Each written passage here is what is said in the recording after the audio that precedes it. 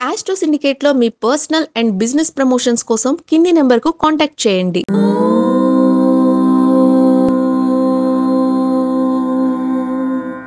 ఓం శ్రీ గురుభ్యో నమః. హరి ఓం. అగజానన పద్మార్కం గజానన మహర్నిశం అనేకదంతం భక్తానాం ఏకదంతముపాస్మహే. అందరికీ నమస్కారం. మనకి కార్తీక మాసంలో విశేషమైనటువంటి రోజులు, పండగలు, ఉపవాసాలు, నక్తము, అభిషేకములు, అర్చనలు అని చెప్పుకుంటూనే ఉన్నాం. ఈ రోజున ఒక ప్రత్యేకమైనటువంటి కార్యక్రమం మనందరి భక్తులకి, బంధువులకి, మిత్రులకి ఇష్టమైనటువంటిది. ఒక మంచి రోజు ప్రతి మాసంలో, ప్రతి 2 మాసాలకి లేకపోతే మాసంలో 2 సార్లు కూడా వచ్చేటువంటి శుభ గడియలు.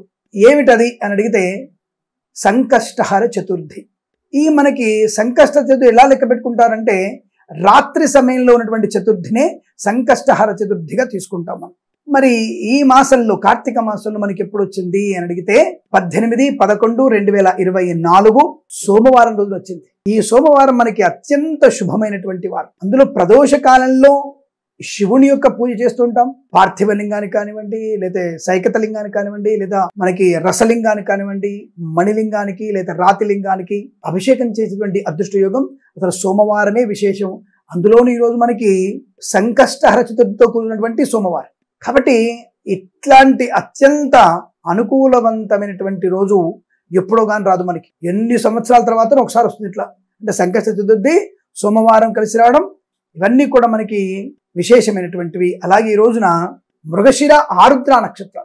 అసలు ప్రదోష కాలంలో శివుడికి అభిషేకం చేయడమే అద్భుతమైనటువంటి యోగం. అందులో మనకి ఈ రోజున ప్రదోష కాలంలో ఆరుద్ర నక్షత్రంతో త్రయోదశి ఉండడం, అందులో సోమవారం కావడం, అలాగే ప్రదోషకాలం సాయంత్రం అంటే 7 తర్వాత మనకి చతుర్థి ఉండడం, సంకష్టహర చతుర్థి ఉండడం. అసలు ఇట్లాంటి శుభమైన గడియలు మళ్ళొకసారి రావు.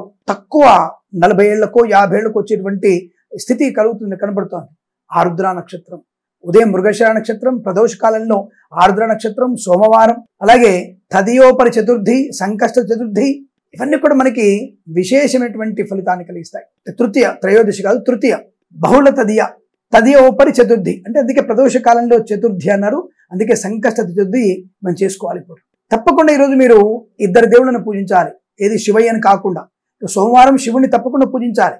అలాగూ పూజిస్తాం, సోమవారం కదా అద్భుతంగా పూజిస్తాం. అందులో ఆరుద్ర నక్షత్రం అసలు చాలా విశేషమైంది. మిథున రాశి వారికి పండగ ఇవాళ. వృషభం, మిథున రాశి వారికి ఇద్దరికి కూడా చాలా పండగ. వారి జన్మ నక్షత్రాలు ఉన్నటువంటి అలాగే సంకష్ట చతుర్థి రావడం, తదియోపరి చతుర్థి రావడం, సోమవారంతో ఆరుద్ర నక్షత్రం కలిసి ఉండడం, ఇది విశేషం. ఏమంటే పగటిపూట లేదు కదండి, మధ్యాహ్నం ఉంది కదా, ప్రదోష కాలంలో అభిషేకం చేసుకుంటున్నారుగా, ఆ సమయంలో ఆరుద్ర నక్షత్రం ఉందిగా, అది శివుడికి అత్యంత ఇష్టమైనటువంటి నక్షత్రం. అటువంటి శివుడికి మనం ఆ సమయంలో అభిషేకం చేసుకోవడం, ఆయనతో పాటుగా గణపతిని సంకష్టహర చతుర్థి గణపతి అయ్యేది కదా, ఆ బొజ్జేయని పూజిస్తాం కదా, గరికలతో పూజిస్తాం. అలాగే స్వామివారిని పంచామృతాలు అభిషేకం చేస్తాం, వీలైతే హోమం కూడా చేస్తాం. అది ఎందుకు చేస్తామంటే లక్ష్మీ గణపతి హోమాన్ని స్థిరమైనటువంటి జ్ఞాన లక్ష్మిని పొందడానికి, స్థిరమైనటువంటి ధనధాన్య వృద్ధి పొందడానికి, వ్యాపారంలో వచ్చేటువంటి అనర్థాల నుంచి బయటపడడానికి, శత్రుబాధల నుంచి విముక్తి కలగడానికి తప్పకుండా సంకష్టహర చతుర్థి చేస్తూ ఉంటాం. అసలు చాలా విశేషమైనటువంటి మంత్రాలు ఉంటాయి, విశేషమైనటువంటి పూజాధికాలు ఉంటాయి. ఈ సంకష్టహరని తప్పకుండా చేయాల్సిన అవసరం ఉంటుంది. చేయడం వల్ల ప్రయోజనం, గణపతి అనుగ్రహాన్ని పొందుకోవచ్చు. గణపతి అనుగ్రహం ఉంటే సమస్త దేవతల అనుగ్రహం ఉన్నట్టే గుర్తుపెట్టుకోండి. అలాగే మరి ఇంకొకరిని ఎందుకు పూజించాల్సి అంటే కలెక్టర్ గారు అన్నీ చేస్తారు, అలా అని చెప్పేసి మనం డిప్యూటీ కలెక్టర్ మర్చిపోతామా? అలా అని చెప్పేసి మనం మంత్రిని మర్చిపోతామా? ఆయనకంటే ఆయన పని అధికారిని మర్చిపోం కదా.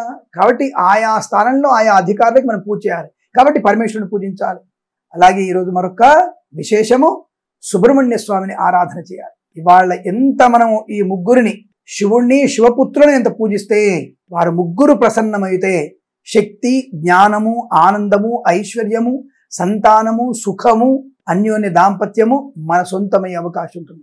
కాబట్టి ఇటువంటి విశేషమైనటువంటి పండగ 18/11/2024 సోమవారం రోజున మనకి మన సొంతమైనటువంటి శుభదినం. మిథున, వృషభ రాశుల వారికి అత్యంత శుభయోగాన్ని, ఆనందాన్ని కలిగించే అవకాశం ఉంటుంది. అందరికీ మంచిదే. విశేషంగా వీళ్ళు ఎందుకంటే జన్మ నక్షత్రం కదా, ఆరుద్ర నక్షత్రం అండ్ మృగశిర నక్షత్రం ఇద్దరు కూడా స్వనక్షత్రాలు ఉన్నాయి. కాబట్టి వృషభ రాశి వారికి కాస్త, మిథున రాశి వారికి అదృష్ట యోగాలు అని చెప్పవచ్చు. బ్రహ్మాండ దోషం. ఒక బిల్వార్చన చేయండి స్వామివారికి, కాసింత నందివర్ధనం పూలు పెట్టండి స్వామివారికి, కాసింత భస్మం వేయండి స్వామివారి మీద, ఒక చెంబడి నీళ్లు పోయండి చాలు. స్వామివారు అద్భుతమైనటువంటి ఆనంద యోగాన్ని, ఐశ్వర్యాన్ని కలిగిస్తాడు. సందేహపడాల్సిన అవసరం లేదు. కాబట్టి మీరందరూ కూడా ఇటువంటి మంచి రోజుని వదులుకోకుండా తృప్తిగా ఉన్నంతలో 10 మంది చేత ఇటువంటి అభిషేకాలు చేయించండి. అలాగే ఇటువంటి అభిషేకాల శుభవార్త విశేషాలని ఇంకా మీరు 10 మందికి మీ స్టేటస్లు పెట్టి వారికి కనుక చేరవేస్తే, వారిని కూడా సబ్స్క్రైబ్ చేసుకోమని చెప్తే తప్పకుండా శివుడు ఇంకా అనుకూలతని, ఆనందాన్ని కలిగిస్తాడు. ఈ విషయం మర్చిపోదు. కాబట్టి వెంటనే మన ఛానల్ని మీ స్టేటస్లో పెట్టండి, షేర్ చేయండి, లైక్ చేయండి, బెల్ ఐకాన్ తప్పకుండా నొక్కతాను కోరుకుంటూ సర్వే జన సుఖినో భవంతు. సర్వం శ్రీ పరమేశ్వర అర్పణమస్తు. నమస్కారం. ప్రేమతో మీ కిరణ్ శర్మ.